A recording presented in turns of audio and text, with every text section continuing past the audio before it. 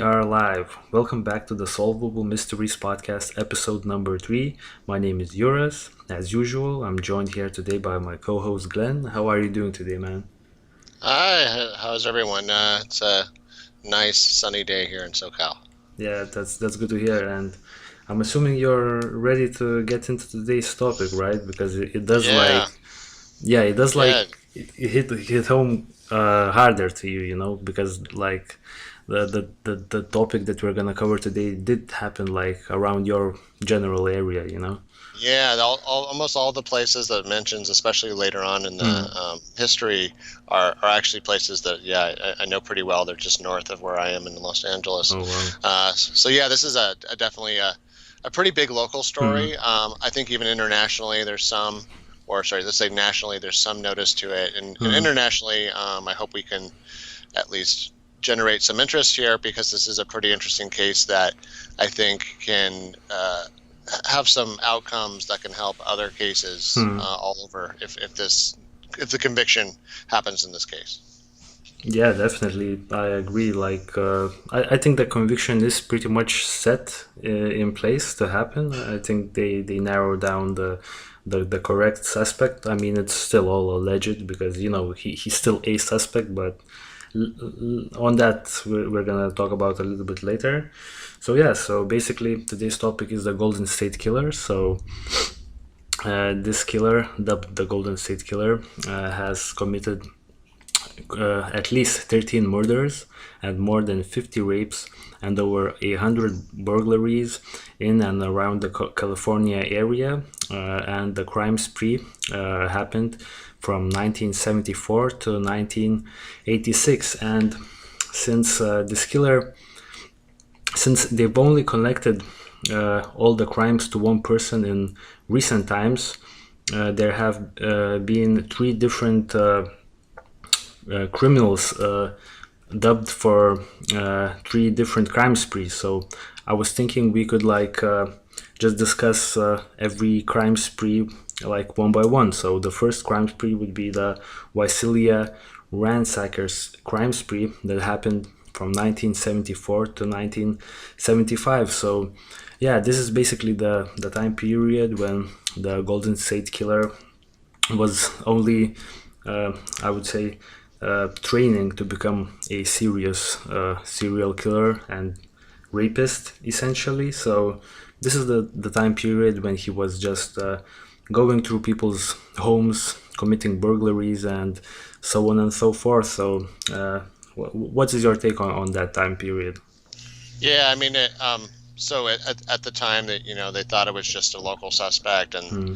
they didn't really have a good idea of what was going on. But yeah, I mean, it's interesting because I guess viewed in the context of what we're talking about as somebody on a crime career Hmm. path or Yeah. arc, it was almost like batting practice for if it was baseball. Yeah. Um, yeah, it was like where he was getting his skills, he was gaining confidence, he was I think perfecting some of his technique, and then of course later on this practice led comes to into yeah led yeah to some other things. So, but like the interesting part for me during the Visalia Ransacker spree, uh, basically that one year when he was basically entering people's homes in and around the Visalia area. I will quickly jump to the map here. So basically this is Visalia, and as you can see, I will just randomly pick a random street and just show the general area of how things were set up in Visalia. So as you can see, there's plenty of one-story buildings that are pretty easy to basically enter. Obviously, oh yeah this is like 2011, but still the homes were fairly similar even back in the 70s. So like a home like this, like if you're an expert burglar, you're gonna find a way to enter this house fairly easily, so for someone like the Golden State Killer, these parts are basically like, you know a perfect training ground, you can say, right? Yeah, easy picking because, like you said, they're all first-story buildings. They were probably, like I said, this neighborhood's been somewhat renovated now with the kind of the Hmm. California land grab that happened in the past 20 years. But yeah, most of those houses were probably what we call ranch-style houses. So single-story structures. They were very common in California, and they still are. I live among a bunch of houses like this, and Yeah. yeah, there's lots of points of entry right there in the ground. It was still somewhat common for people to leave their windows ajar for Hmm. ventilation, and Southern California or even the Bay Area Yeah. um, can get pretty hot, especially inland. So yeah, a lot of people try to save on air conditioning. They leave a window cracked open, even with the screen in place overnight, and that is perfect for a burglar or something worse to come into your house. Yeah, yeah. So basically, during this time, the Golden State Killer, he wasn't actually neither committing rapes nor murdering people. Basically, he was just starting out as a like a small time burglar. But the interesting part about this period, I think, is that when he entered a house, he would break into the house and he would not steal any valuables. He would only take like small mementos. Like I've heard somewhere that he would only take like one cheap earring, even though there were like golden earrings and jewelry all around the home. He would not take them. So he was not into this for the money or for some like financial or personal gain. This was like strictly like, how should I put it, like it was a thrill for him, or something like that during this Yeah, time, you know. for strange personal reasons, and that's almost scarier, right? Because I mean, Yeah, somebody breaks into your house and only one is your TV or your computer. I mean, at least they don't want something else from you, or they're not necessarily looking to inflict misery or do something else to you. But someone like this, where it seems to be like yeah, a fetish or a hobby or some some stronger desire that can't be quenched by material wealth, that's somewhat scary about that individual. yeah. That's definitely that's when you think about it, that's a lot worse than just, someone who's out to just steal valuables from you, because that's just only things, But this is definitely a crazy situation. And I'm just looking through my notes really quickly to see if there's anything else of interest to mention during the Visalia Ransacker times. One more second. Yeah, I think that's pretty much like the case. He was just basically, it was like a training ground for him. So I guess the other interesting thing to mention here is that during a time frame of like 1 year, he managed to somehow commit around 120 burglaries and not get caught. So yeah, what do you think about that? you know that's probably crazy, right? Oh, I think I've lost you, Glenn. Oh, oh, can you hear me? Sorry. Yeah, Yeah, I was saying, yeah, yeah. he was like a ninja almost. I mean, it's kind of amazing, but it may also speak badly to Hmm. maybe the police forces in California at that point weren't super professional. This is still a period where Hmm.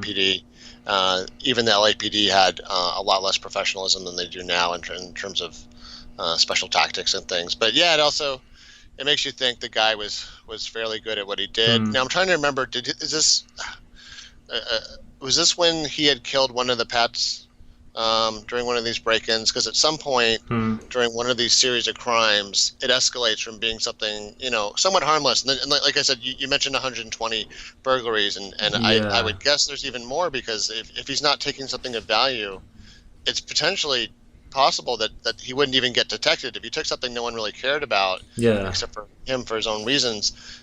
People might not even notice, instead of them saying, like you yeah. said, oh, where's my grandmother's gold earrings that she gave me as a heirloom. That's a great Yeah, point. That's a great that's point. still there, right? Yeah, Yeah. yeah, that's a great point. Maybe there were actually times when he was starting out as a burglar, when he would just enter the house and not take anything for like a period of time before he mastered the art of just entering, somebody's home and not taking anything. So it's really, there's no way to really say how many burglaries this person has.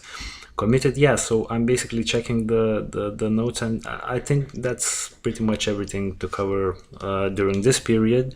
And then, as you've mentioned, after a while, his thirst for, I don't know, some sort of a fetish or like thrill grows into something a lot more deviant, and this is where the East Area Rapist period of the Golden State Killer begins. So basically, this is the period from 1976 up until 1979, and it all happened around the Sacramento area. So this man moved from Visalia to Sacramento, and basically this is the period when he starts committing rapes, and he committed over, or there's like not like a exact number of rapes that have been committed, or like we can't really know how many rapes has been committed, but I'm reading that it was at least 50. So that's definitely crazy to me. Like, how do you commit 50 rapes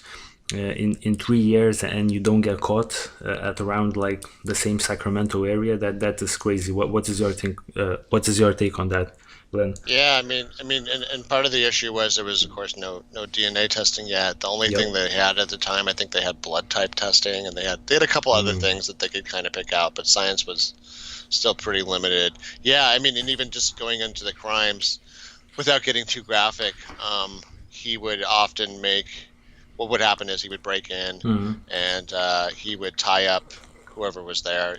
Sometimes it was a husband and wife, so he'd disable and tie up both the husband and wife, and then he would sexually assault the wife in front of the husband. Yeah. He would threaten them. He would go for hours. He would have intercourse multiple times.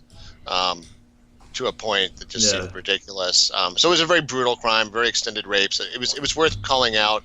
One of the things in the series I listened to about it, about the LA Times articles from Wondery, they were pointing out that at the time when it was being investigated, rape was sort of not considered. In some cases, it was sort of not considered the major crime it is today, and that that's one of the it's one of the criticisms from, I think, like women's advocates and women's rights community, feminist community, is that the police had really been pretty insensitive to some of the victims they talked to, and I think back then you could even print the names of rape victims in the paper, so people didn't necessarily want to report it. It was a very humiliating thing. It's something. So you can imagine for both the husband and wife. Definitely. This is something.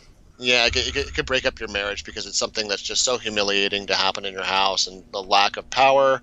And this guy would go and he would do things like, let's say, for the husband, he would stack dishes on top of the husband and say, if I hear a dish move, I'm going to kill you, or kill her. I'm going to kill. He would do all these things. He would even set up conflicting things where he would tell one person to do one thing and tell one person to do the opposite thing, and tell both of them if either of the things happened that he didn't want to happen, he was going to kill them, just to mess with them. So he was really had moved between that, and I would say right before this he started killing some of the dogs in the yards that he was burglarizing, and it's even worth honing in on for this particular series of crimes, which I believe were in the same area that he grew up. So I think that when we get to the suspect, the suspect actually had some level of familiarity, and that may have also, especially in the case of some of these houses had a big irrigation ditch running behind them,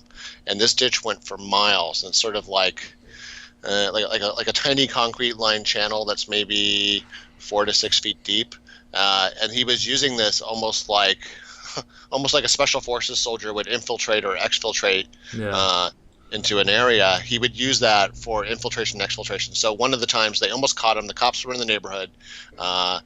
The suspect was jumping fences. They thought they had a perimeter, and nope, he got into the concrete channel. This is late at night, and he knew exactly where he was going and was able to escape probably a mile down this channel and get back into his car and get out of the area. That definitely says a lot about like his level of preparation before he committed the rapes. He was staking out the surrounding areas. He was planning for maybe days, if not weeks in advance, maybe even months sometimes, to commit a certain rape. So yeah, definitely this person definitely knew what he was doing, and to me that just seems crazy. Also, somewhere around this time period, he started contacting people that he had, sexually assaulted before, making like really weird phone calls, like threatening to kill them, and then he was also uh, calling police and telling them that he already picked his next target, and then that the police can't do anything to stop him. Can't do anything to stop Yeah, him. Yeah.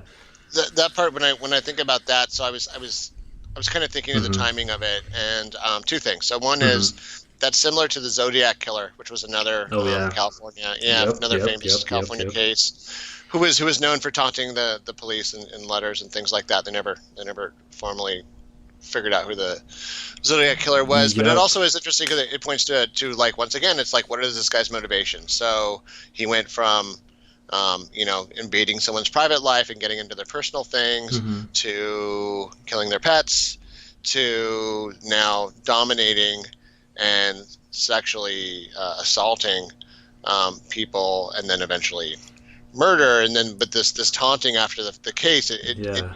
it just seems like a very in some ways like almost a personal impersonal crime in that he doesn't really know these people but he's still seeming to relish it. One thing I wanted to call out that Yeah. maybe ties into the first set of burglaries is that they figured out that for this second set and beyond, Mm-hmm. he was actually using his break-in skills to go into the crime scene ahead of time, sometimes a week ahead of time or more, Mm-hmm. prepare the scene. He would actually, like for instance, if he needed things to tie up the people with, he would Mm-hmm. actually make sometimes he would make out of the same materials that are in the house.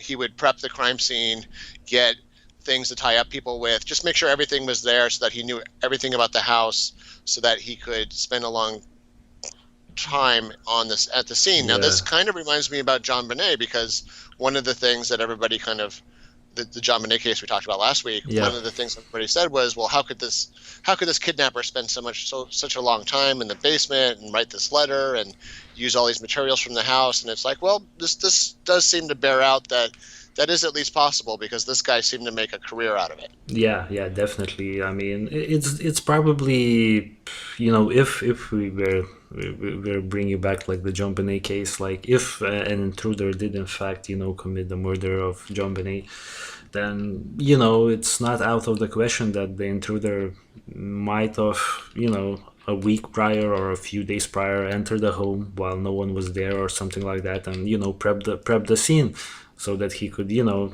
leave the note and all that other jazz. So yeah, yeah, this person was definitely, it was like his passion, you could say, like to do these crimes. It was like a personal, like he put a lot of work into these crimes. That's what I'm trying to make. Does that make sense? Yeah, absolutely. Yeah, and then so basically around 50 rapes happened throughout the period of like 3 years. So even if we like split it up, that's like what that's like a rape or like an assault every 2 or 3 weeks. That to me is insane. Like so many assaults in like such a small area, in general. Like it was all in Sacramento County. Like right now I'm reading about this a little bit. So I'm seeing that almost all of the rapes happened in Sacramento County. Then later on he did a few rapes in Contra Costa County, a few in Santa Carla, but it's still pretty much the same general vicinity.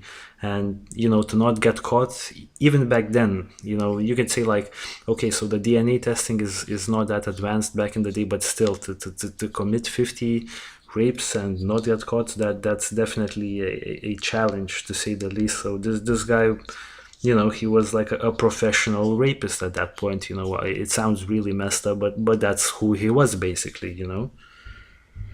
Yeah. Yeah, I mean, he definitely put in the hours, right? He Mhm. seemed to have like reached at least a level of like journeymanship for doing these like kind of extreme criminal actions. Yeah, definitely. And as we mentioned before, things just kept getting more and more darker, more deviant for the Golden State Killer. So basically, after the East Area Rapist period comes the period of the original Night Stalker, which basically lasted from 1979 up to 1986. So this is the time when the Golden State Killer basically decides not only rape, not only just enter the home, rape the woman and whatnot, and then also he started murdering his victims. So he moved out of the Sacramento area, and he moved a lot. Like as you can see, quite close to the LA area, and he basically started out in the Santa Barbara County, right around this vicinity. As we can see, Goleta is a place where he was active during those years. So basically, I think the interesting part to note is that the first attack during the original Night Stalker period was on October the 1st, 1979. And this is like the first attack of this period and the only attack where the victims basically survived.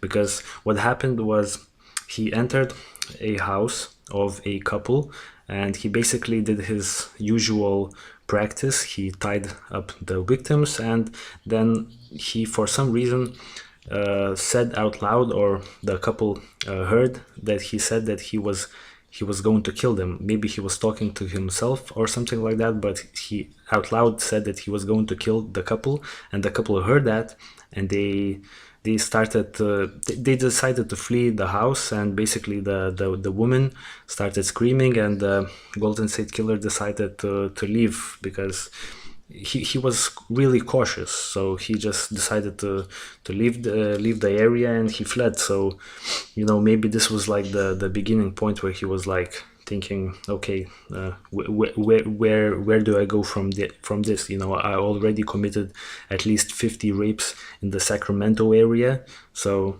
what's next? Maybe this was like a breaking point for him, and he decided that he needed like a new thrill. You know what I'm saying? If that makes Oh sense. yeah. Yeah, I mean, it makes sense, especially when we later talk about the main Hmm. suspect for this case Yeah. and about his personality and about his hobbies. Hmm. It's almost like you said, he was escalating his behavior and finding new challenges. So there was like a new milestone, a grim, grisly milestone, but there was some new Yeah. some new level that he apparently felt like he had to aspire to after having done already all levels of cruelty up until this point. Yeah. Yeah. So basically, the first attack did happen in Goleta. I've just looked it up, and basically it happened on October 1st, and then the second attack happened on the same year, 1979, December 30th. So that's like what, 3-4 months into the future, and it happened in Goleta. And basically, this is when the first time. Or allegedly the first time the Golden State Killer committed a murder. So what's shocking about these next murder attacks that he did, that he not only just shot his victims, because as previously he mentioned, he had like some sort of a weapon. I've read somewhere that during the Sacramento area rape period, he was carrying around a handgun. So he was not only shooting down his victims during this killing spree, he was bashing, bludgeoning their faces with wooden like logs or something of that sort. So he was not only killing them, just shooting them to make sure that nobody, to leave no suspects. He was killing them with passion. You can say that, right?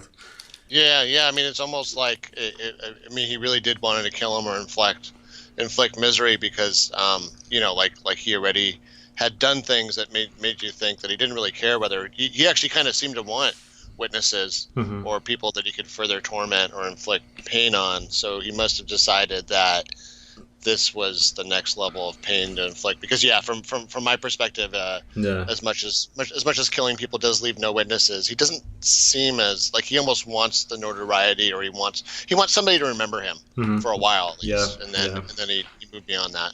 Yeah, definitely. It definitely seemed like he wanted like to make himself known, like to make his attacks known. So basically, throughout this time period, he moved more and more south throughout California. So the killing spree firstly started in the Santa Barbara County, and then later on he went to Ventura, and then after that he went, I believe, a little bit south of LA into the Santa Monica area. So yeah, he was basically just committing all these crimes throughout California. And yeah, so the other interesting thing that I want to mention here is that during the time period of the original Night Stalker that lasted from 79 to 86.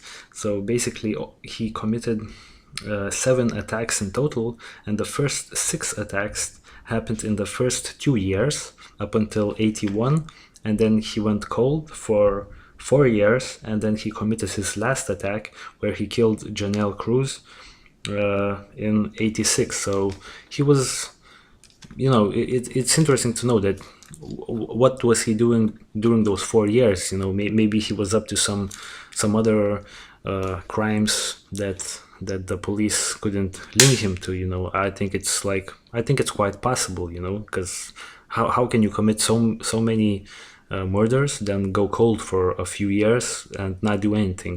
I don't think that Yeah, was the case. Yeah.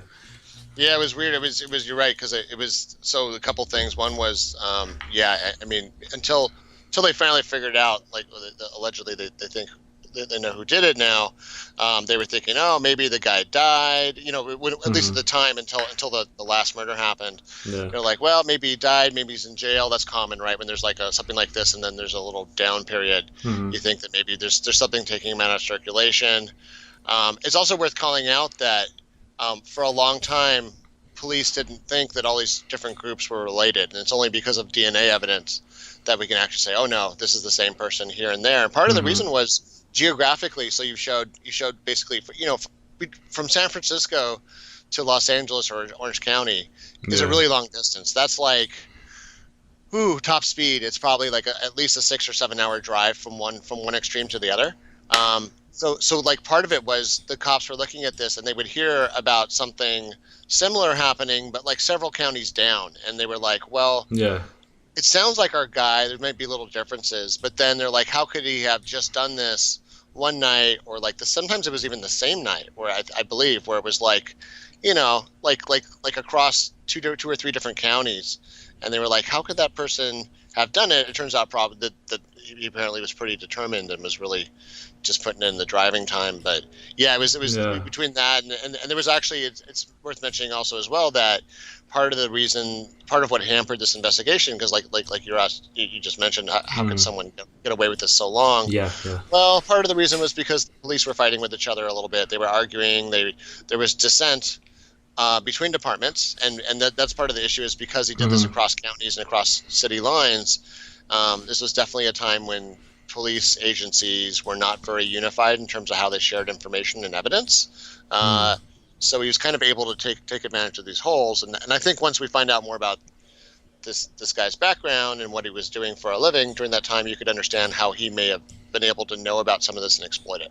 Yeah, definitely. That's well. I think you've done a little bit more research than I have into the whole DNA testing point of this case. How like the DNA testing has progressed during the years, and how the DNA testing progression has helped not only to solve, well, allegedly solve this case, but many others, and maybe many more cases will be solved in the future. So Can you talk a little bit Yeah, about the whole progression of the DNA testing throughout the years? sure.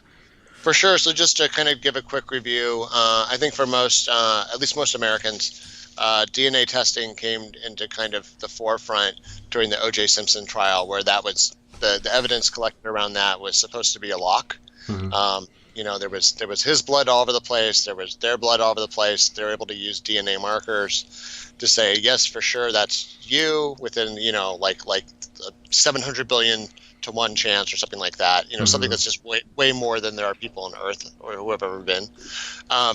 So that was one way, and the issue was, of course, well, what if they don't have your DNA sample yet? So you have a crime scene, someone's dead or someone's been sexually assaulted or something like that. For some reason, there's been DNA left on the scene.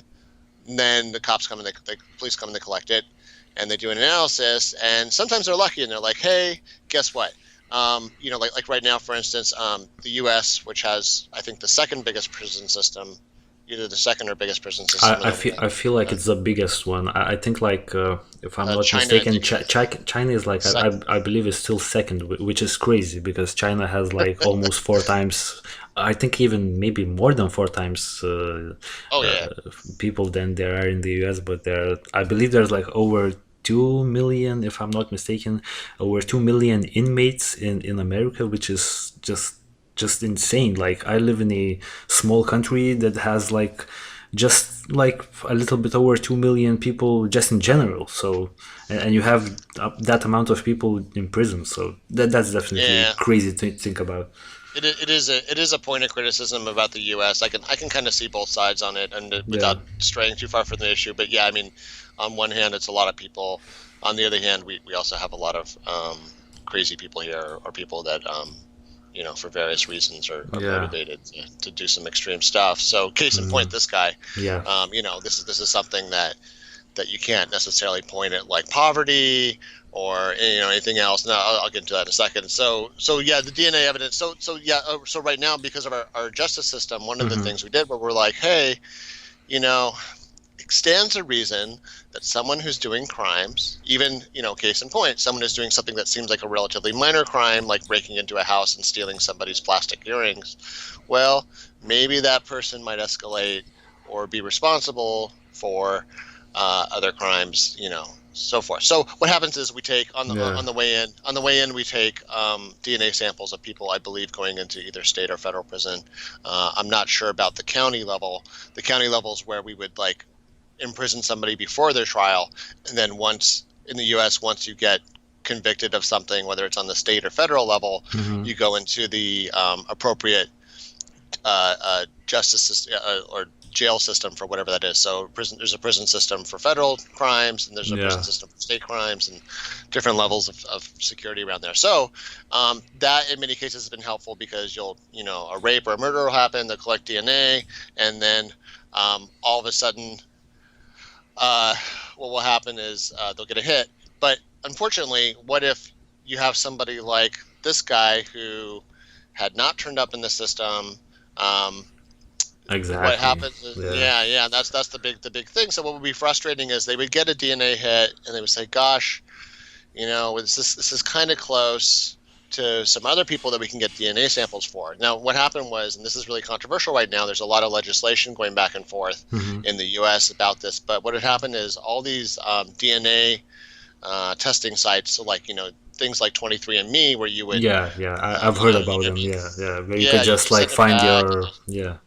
You could find what they claim to find out, to tell you about your heritage. I've Hmm. actually done an earlier version of this test, and I can tell you that, and especially from researching it, the claims don't actually match reality. What it does tell Oh you is wow. it tells you about certain markers that are called haplogroups that Mm. are associated with big migrations of people across different parts of the world, but you can't necessarily say you are X Yeah. percent Chinese, etc. Anyways, in this case, what happened was, because of those sites ended up generating massive databases of people who weren't criminals, who were just normal, everyday people, and they started sharing information with each other. What happened is the FBI and some other law enforcement agencies, depending on the company, have some pretty high level of access, even without a warrant. And then, when they're all sharing with each other, even the one that didn't have the agreement with the FBI has essentially opened up its records by proxy by doing this. So this is a really long-winded way of saying that what happened to potentially solve this series of crimes and attribute blame to the right place, was that they were able to now figure out that they could find somebody who was maybe a close or distant relative to the sample they had for a crime scene. And they could use genealogy, so going back in the family tree and trying to figure out, like, when did this person enter the country, or where did they live, and just using this, what I call DNA triangulation, to find somebody who was a potential relative, see where they lived, and then see what other male relatives might fit let's say the window of when these crimes happened. Was the person the right age? Were they even alive? Did they live in this area? Could they have done the crime? And then, so what happened was they got down to this suspect whose name is Joseph D'Angelo, and they were reasonably sure, due to a lot of different things that match some of the facts around these crimes, and they did a stakeout on him. I believe they tried the doorknob, the handle to his car first when they staked him out, but it was too many. It was kind of a contaminated sample. So I believe later on he threw out like a coffee cup or something into the trash, and they just grabbed it right out of the trash, tested it. It's the guy. They did a massive stakeout. Literally, the people in the neighborhood said it was like 50 police cars and FBI. Everybody came to grab this guy, and they apprehended him. Yeah, well, that's definitely crazy to hear, and also you seem really, really knowledgeable about this whole DNA testing thing. I definitely It's kind of a I would say, this is why we did this podcast together, is because we both are passionate about these topics. Yeah, and, definitely. I like it because I'm a big person. I'm a big supporter of justice, and of course, appropriate justice. You want to make sure you get justice. Of course, the person who's actually guilty for the crime. And what's nice about this was probably the highest profile version of this, but there's been several cases like this for, I would say, a lower volume of crimes, so still serious crimes of murders and rapes, etc., where, for instance, just this past week, they solved the mystery of a little girl who died in the 70s, and they figured out through the same technique that some other convict who had died in the early 2000s was responsible for her murder and rape. Oh, wow. Yeah. Well, that's... I think that definitely the development of the DNA testing, I think it's definitely a super useful thing in the modern society. There's probably going to be not only this case, but there's probably going to be a lot more other cases that will finally will be solved, and the relatives of the victims will finally be at ease at some point. So they get closure. Yeah, definitely. That's the word I was looking for. Yeah. So I'm thinking that that's definitely a good sign going into the future. And so basically, as you mentioned, so the main suspect right now is a man named Joseph James D'Angelo. You are seeing, if you're watching this on YouTube, you are seeing his mugshot basically next to a sketch from the 70s, I believe. So obviously the pictures don't really match right now because of the age differences during those two periods, but so basically this man was born on 1945. He is currently, as of right now, 73 years of age. And basically, if you would just cover his whole identity a little bit. So this man was in the police force. He was in law enforcement, and I believe he was in the criminal the burglary, the burglary section of the police force, or something like that. And so basically that would explain how he could commit all of those burglaries and escape, if that makes sense. Yeah, exactly. And that was actually something that the police had kind of suspected, not him, but they had suspected that potentially, at least for some of these spree crimes, some of the local police departments because of the way the suspect had been so cagey and seemed to have such a good instinct for when to leave or when the heat was getting too high.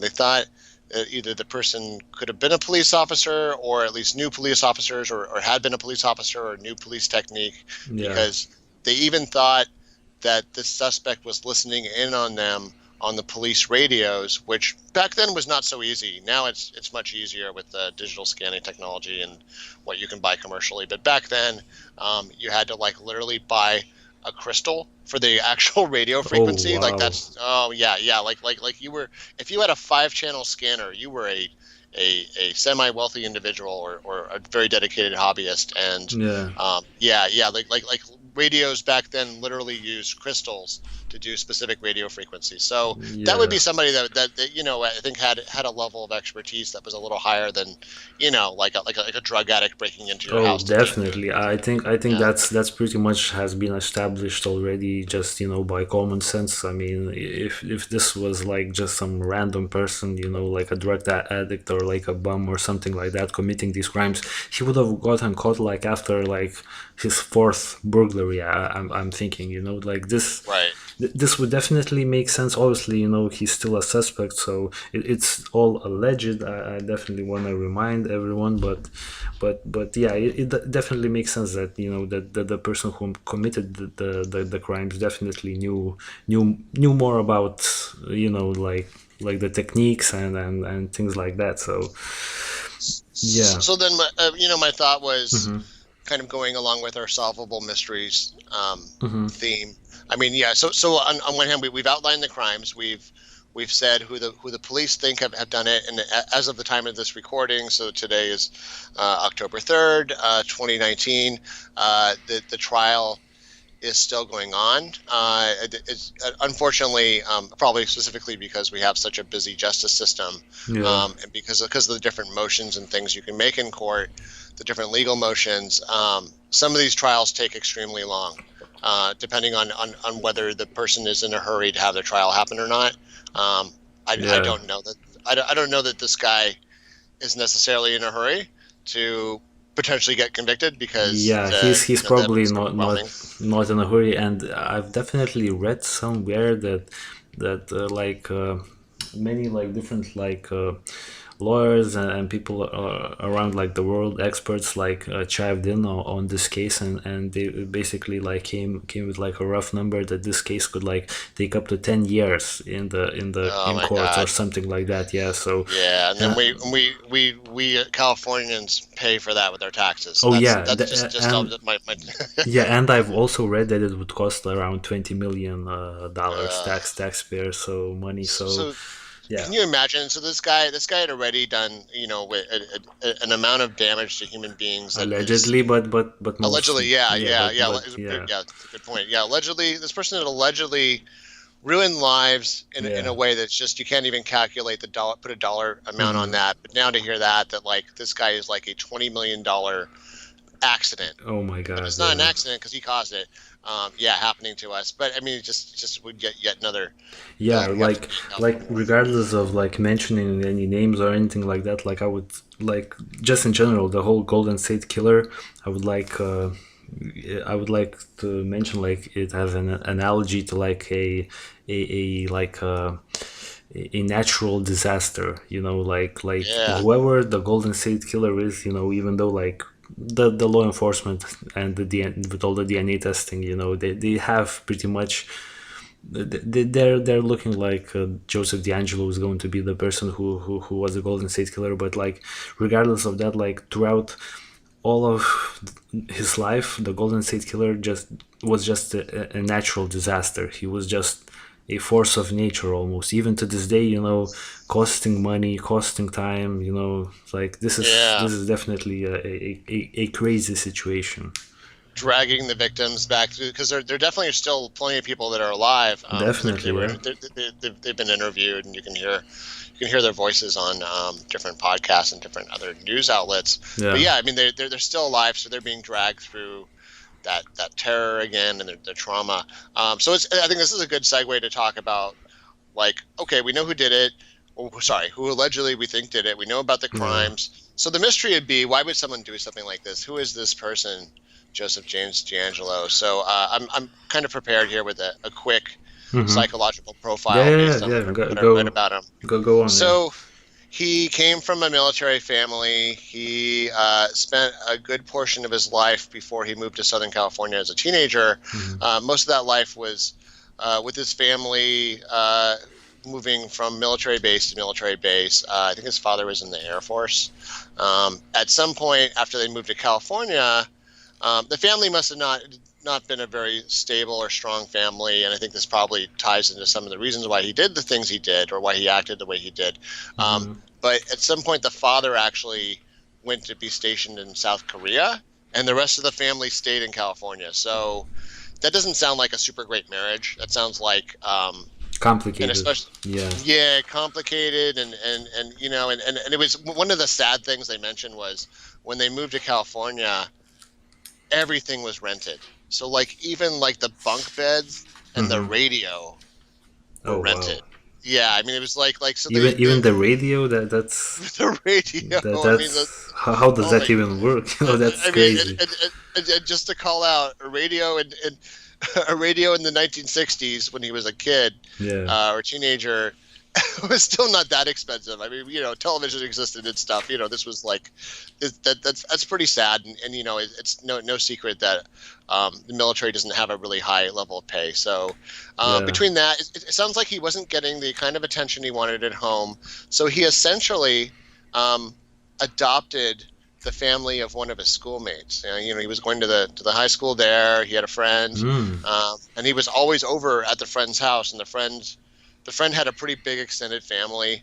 So it was weird. Like they essentially, not officially, but you know, kind of in spirit, adopted him, and just for years and years kept in touch with them, and they really liked him, and you know, even like really really personal things that you would normally only do for your own kids, like having, for instance, the talk about birds and bees. Yeah, yeah. Um, even this other family, the mom essentially did that for him when Oh she did. wow. Yeah. At the same time she did it for her other boys, she did it for him. So yeah, they had really considered him to be part of the family, and I don't think they, other than Yeah, well, just to quickly mention, yeah. I'm still waiting for that talk with my parents. By the way, I'm 24. That the talk has not happened. Yeah, Oh my yeah. gosh. Okay, and go on. Yeah.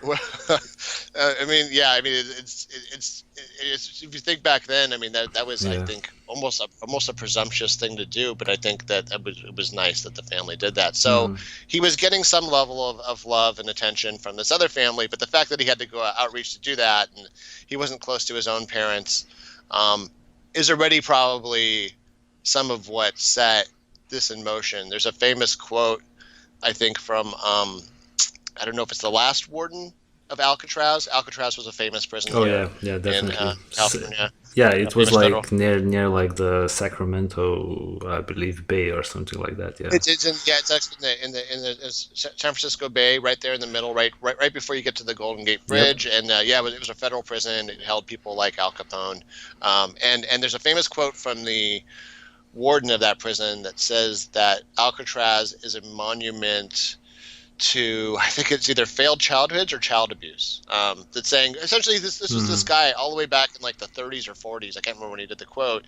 1930s, 1940s, saying, look, it's no mystery where these people are coming from. These criminals, they're coming from households that don't love them and that abuse them and treated them like crap, and that's how you make a criminal. So, case in point with this guy, yeah, he's already coming from kind of a bad childhood. It's even worth wondering if some aspects of his personality, because it kind of turns out that some of the way he was acting allegedly was Mhm. mentally ill.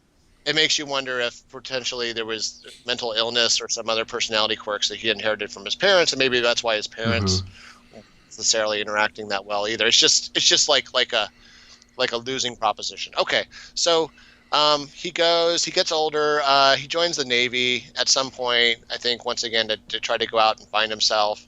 And he comes back after the Navy, and like some people do, is the military here will pay for your education if you um, if you give them some time on kind of the front end of your life. Yeah, So yeah. It was quite similar here in Lithuania during like the Soviet Union times. Like the people who joined like the Red Army. I'm not sure if it was like called the Red Army like in the later parts of the Soviet Union, but people who joined the army, they could then when they finish like the 2 year or the 3 year term, they could like have an easier time joining the university. So yeah, that's definitely understandable.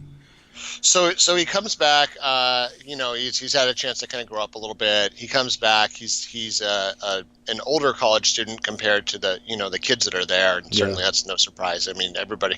Sometimes I think we do college too early in life because I feel like I didn't appreciate it as much when I was like 18 or 19 than I did when I came back for grad school. So, anyways, he's there, and he ends up being attracted to and making friends with a woman, and then dating her. I'm not going to say her name because this whole story and what's going on around him has made this specific woman's life kind of miserable right now, because unfortunately people sort of wrongheadedly blame her sometimes, depending on how how disturbed the individual is, or like, Yeah. well, because you dumped this guy, he did this. So what happened is he formed a relationship with a younger woman who was there at the college, and they eventually got engaged. It seemed like it was a pretty good relationship, though one of the side notes is when it turned physical, Yeah.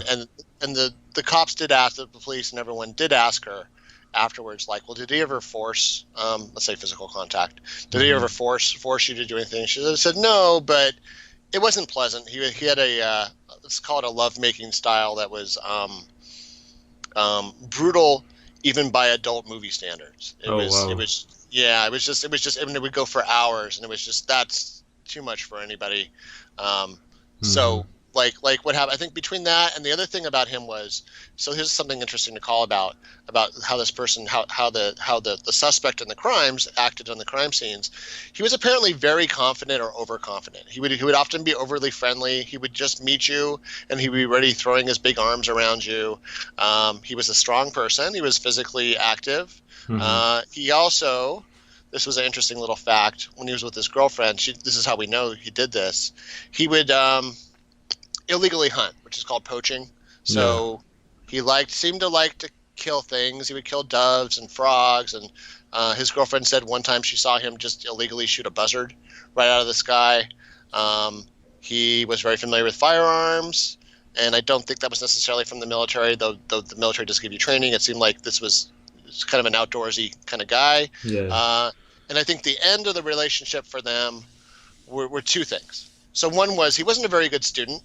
And while his fiance had helped him get through school, there was one point where they were taking a class, and he told her that as his fiance, she had a duty to let him cheat off her paper, cheat off her tests in class, and I think that was the thing that kind of, the straw that broke the camel's back as far as their relationship. The other thing that happened was, like as I mentioned, he was very overconfident.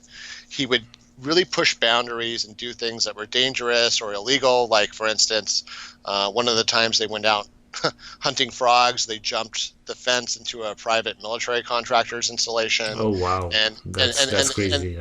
Yeah. yeah, and the girl's father was a police officer, and actually Joseph wanted to be a police officer. He was studying criminal law or criminal science, I think, and did end up becoming a police officer. But at one point, she's riding on the motorcycle with him. She's the passenger, and he just goes off-road suddenly in a way that seemed extremely dangerous. And just, they survived. They were fine. But she was like, wow, I don't know. Between these different things about this guy, I don't think Yeah. that I want to be married to him, especially at such a young age. And I could see like how she would think like that, you know, like yeah, he was yeah, basically showing signs of like, not a, normal person even back then. Yeah. yeah. Not maybe taking other people's feelings into consideration in a way that was Yep. beyond sort of the normal male pigheadedness. So this is an interesting junction I want to call out. Is so what happens is, of course, she dumps him. He takes it badly. He actually showed up later, I think it was the next night, with a gun to try to kidnap her to Reno. And she ran away. She calls her, and like he came to the house, like almost like these other break-ins. He came into the house. He broke into the house. He had a gun on her. He was going to try to force her to come to Reno to marry him. She ran out of the room. He didn't shoot her. She ran to her father. Her father talked him down, and she wonders now why her father didn't call the police, and she thinks it's because he knew that Joseph wanted to become a cop, and that calling the police about this would have ruined his chances of becoming a cop. But in retrospect, maybe that was unfortunate. He didn't stop him. That's definitely unfortunate. Like maybe this, or at least like some of the deviant stuff could have been prevented right there. And especially like that's interesting. Like if for say if I had a daughter or something like that, and somebody came into my house with a gun and they wanted to like kidnap the daughters to move away to a city and marry them, I would probably call the cops. Yeah, I'm with you. I would take it extremely personally. Yeah. Even if I had more than one kid, which I don't. But yeah, it's sort of it is. So I mean, it's worth noting that this person has a little bit of a bone to pick with her father about a bunch of things anyway. But this was one of those examples where she felt like he was constantly doing things to kind of be contrarian to her. They were always at loggerheads. So anyways, they break up, and it's interesting because one of the victims that lived later on said that this same suspect broke down at one point in the middle of his crime, I think in the middle of a sexual assault while everyone's tied up, and started sobbing into a pillow and said, "I hate you, X." X being the name of the person I'm not going to say because I don't want to make her life. But it seems like this was maybe one of the root causes. He had some kind of deep anger about the specific person, and maybe women in general, and maybe humanity in general. And this is where I wanted to call out. This is an interesting thing. Yeah. It's sort of a dilemma. Let's say you are some kind of deviant person, or a person with urges, or a person with let's say extremely poor personal skills or coping skills. I think the antisocial or something like that. Yeah, antisocial, but still needing. So having these things that push them to act out or act badly, but still needing, just like we all do, all primates need care and attention and social interaction to be mentally healthy, and they find actually people that are alone a lot or that are lonely actually die earlier. So it's kind of you could almost for a second be sympathetic, not to the crimes or to what happened later, but sympathetic at this point, pre-crime, to somebody who has had a pretty messed up childhood in some ways, and we don't know what else happened in that house. We don't know if that person was abused. We don't really know a lot about his childhood. He hasn't been very forthcoming, but I wouldn't be surprised if something had happened to him. Me neither. Most of these like cases when you read about like serial killers and rapists, it usually like some past experiences that lead them to do those evil things. Yeah, and it's almost like it's sad in a way, because in a way these people are also victims in their own manner.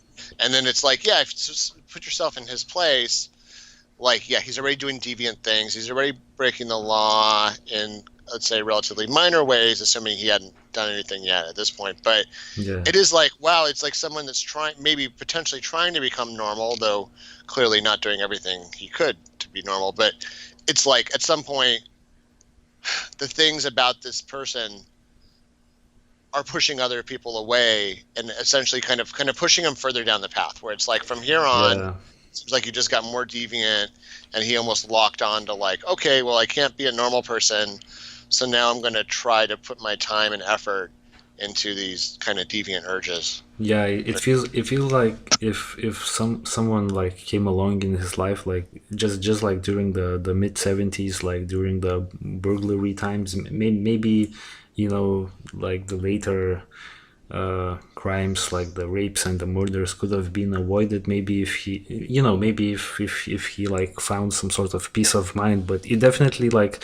to your point, it definitely seems like it just was like a downward slope, like like mentally, Yeah. like it was just getting worse and worse, and that whole mindset reflected in the crimes. The crimes got darker and darker and darker, and I feel Yeah, yeah, definitely, yeah.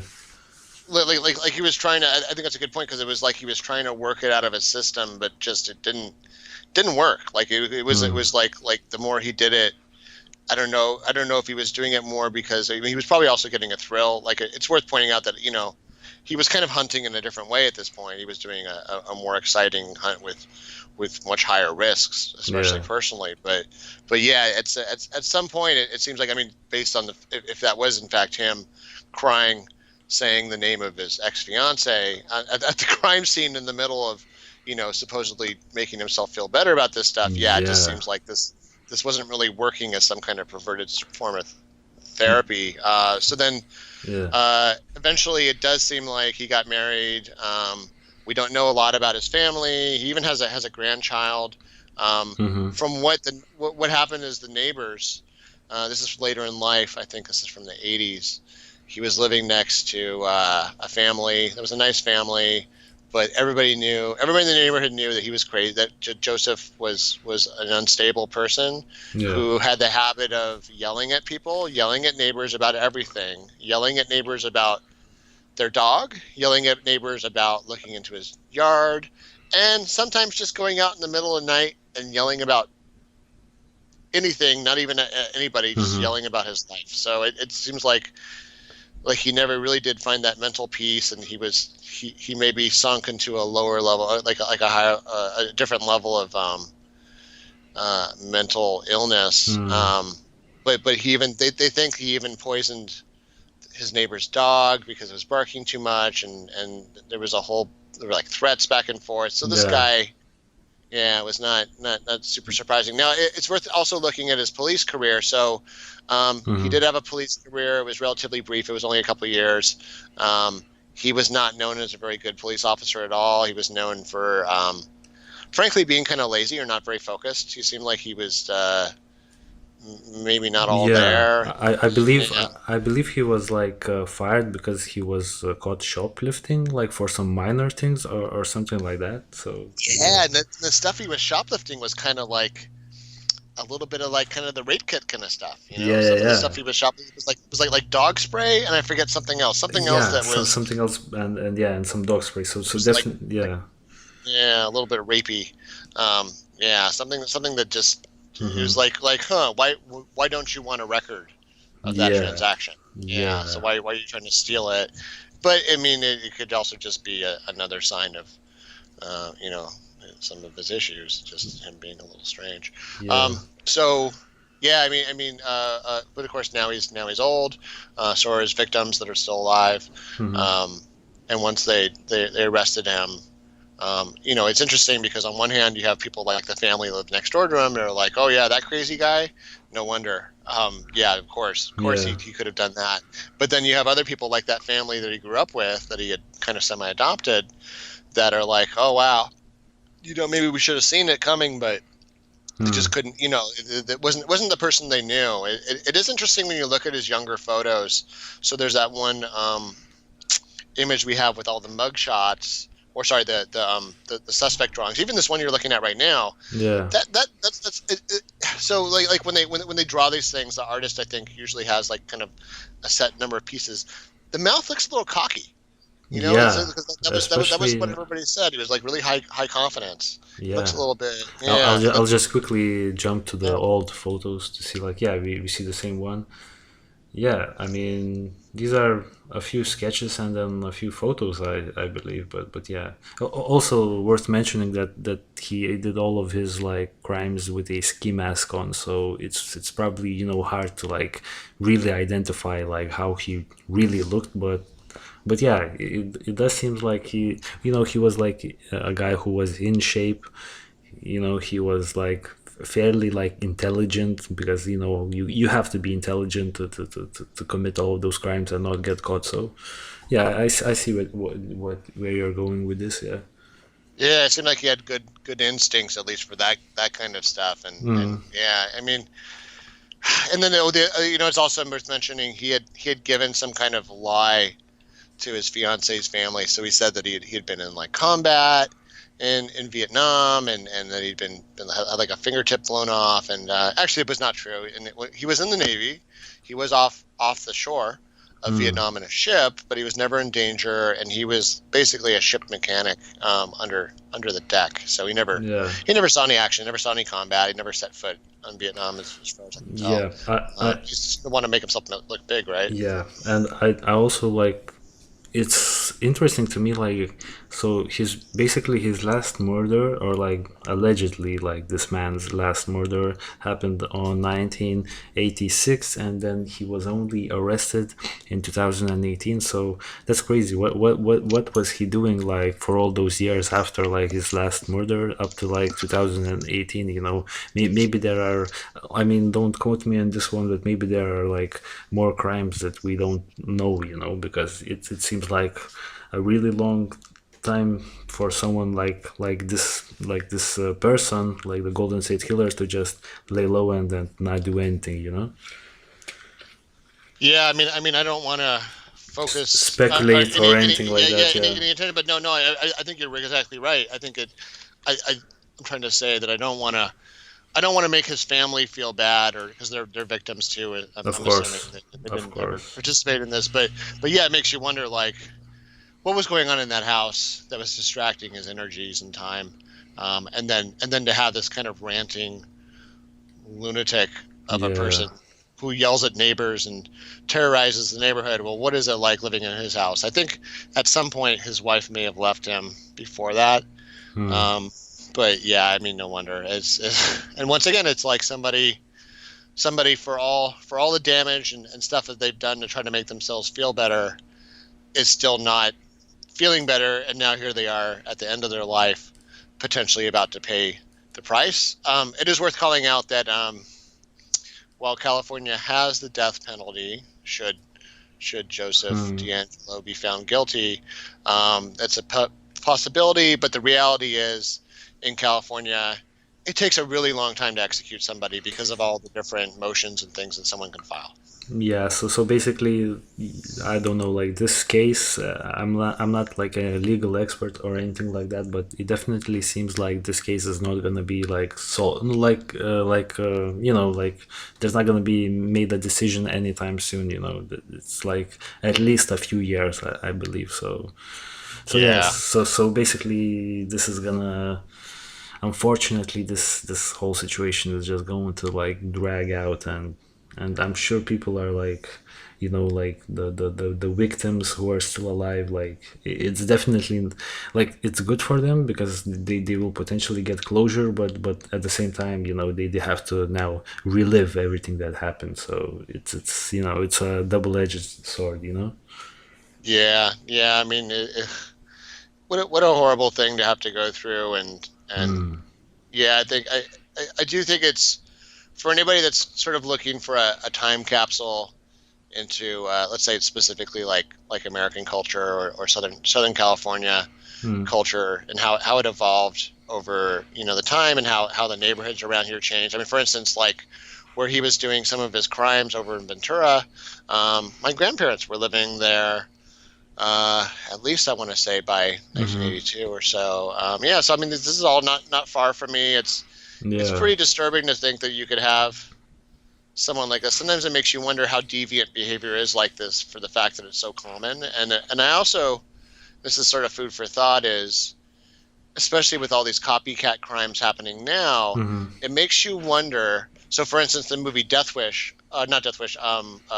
Dirty Harry. Dirty Harry is a famous Clint Eastwood movie, and it was supposedly made in reaction to kind of frustration about the Zodiac killer. So in the movie Dirty Harry is like this kind of police detective that doesn't follow the rules, and there's kind of a killer like this that's like kidnapping people or assaulting them and killing them and taunting the police and all this stuff, and he eventually tracks down this creepo and blows him away. But it makes you wonder, for all that taunting and all that kind of behavior, how much of that, like when this guy did that stuff, was he imitating either life? So was he imitating like the Zodiac Killer, Jack the Ripper, where he's like, oh, that's what people that do what I do do. Yeah. This is one of our trademarks. Or is he imitating art? In the case Dirty Harry and movies like that, where he's like, well, this is what the media tells me I'm supposed to do, so that's where I got the idea from. Just how we see a lot of a lot of other crimes are like that. Yeah, definitely. Like it's really hard to say, like, and just in general, like the whole situation, like the whole Golden State Killer case is just so bizarre to me, and it's like I would say, like, because we're probably wrapping up the podcast, like this episode. Essentially, we have like done over an hour. It's an hour and 10 minutes now, so yeah. So basically, just in closing the episode, I would like to say that like the whole case is so bizarre, and to me, like I've only really looked into it because you've insisted, I believe, on talking about this case, and just doing my research, I have never like seen such a crazy crime spree, with like over 120 burglaries, or like at least 50 rapes and at least 13 murders, like, and to get away like this has to be like probably the one of the most evil runs of criminality in the U.S. history, at least in my opinion. Yeah, I think on the same note, in closing, it's a great landmark case in terms of finding somebody that you can know, at least after the fact, who did all these crimes. At least people getting some closure around it. Yeah. But I think it's also a good signal, maybe to the people, the original Night Stalkers of the world, that hey, like, guess what, like what you used to be able to get away with, it's just ever increasingly going to be almost impossible. There's cameras everywhere. Yep. Everybody has a phone. Everybody has a camera.